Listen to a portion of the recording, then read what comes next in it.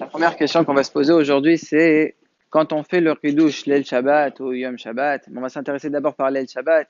Qu'est-ce qu'il faut couvrir sur la table pour pouvoir faire Kiddush? Est-ce qu'il faut juste couvrir le pain ou bien il y a aussi autre chose à couvrir? Vous allez voir que pour répondre à cette question, c'est lié au halachot qu'on est en train de faire actuellement. Premièrement, quand on fait Kiddush sur du vin. Pourquoi? Où c'est marqué dans la Torah qu'il faut faire sur du vin? C'est pas marqué. En fait, c'est parce qu'il y a une asmarta. Le fait que dans la Torah c'est marqué Zachor et Yom HaShabbat Chadisho, donc il faut se souvenir du Shabbat et le mot Zachor. Et d'un autre côté, on a un passeur qui dit Nazkir Adodecha Miyain.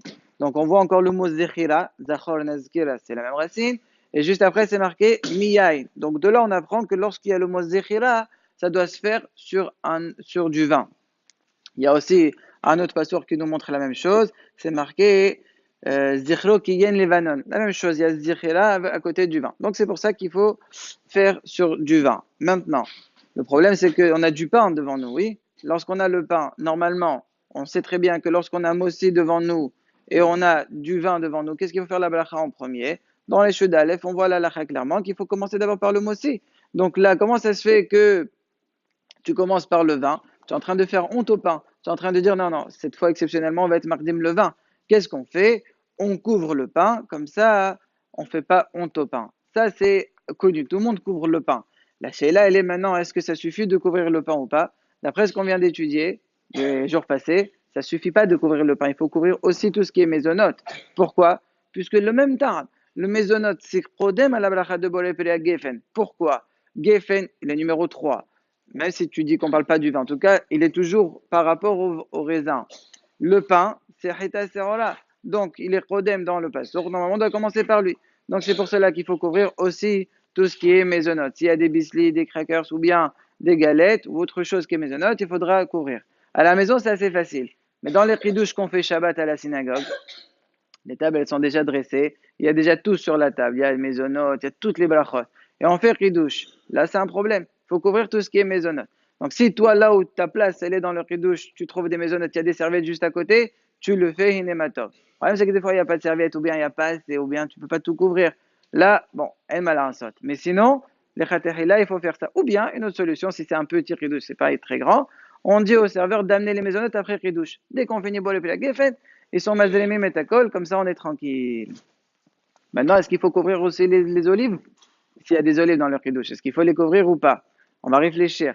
Le zaït, il est où dans le passour? Il est le premier par rapport au deuxième ers. Le geffen, il est combien? Il est troisième par rapport au premier ers. Normalement, j'aurais dû dire qu'il faut les couvrir. Le zaït et les tmarim. Tmarim, c'est pas matsui. Mais zaït, c'est matsui, c'est fréquent. Est-ce qu'il faut aussi les couvrir? Avec les halachot qu'on a étudiés, on verra que non. Le zaït, c'est pas obligé. Pourquoi? Parce qu'on a dit que la bracha de Boré Peria Geffen, elle prime sur le zaït.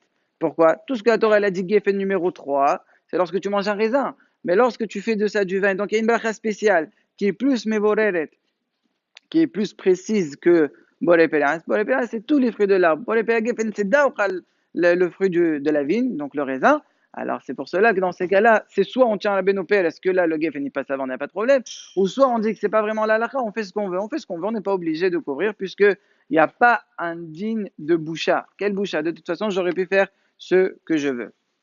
Maintenant, un autre point concernant le blé.